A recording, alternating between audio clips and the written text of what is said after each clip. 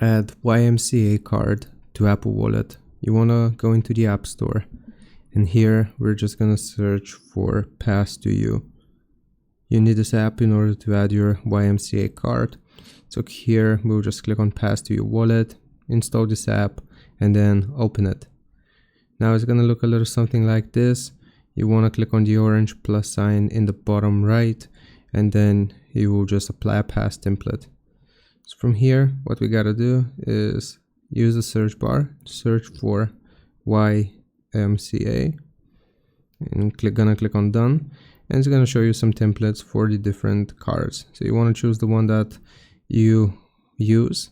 So for example, let's do this one, YMCA GC card. So you just click on the template, then you click on next, and it's going to let you edit all of the different fields with your information, such as the number, the name, and also you can add a barcode at the bottom. After you're done filling out this information, click on done, click on add, and now if I check my Apple Wallet, as you can see, I have the YMCA card here. Hope this helps. Leave a like and sub. I'll see you next time.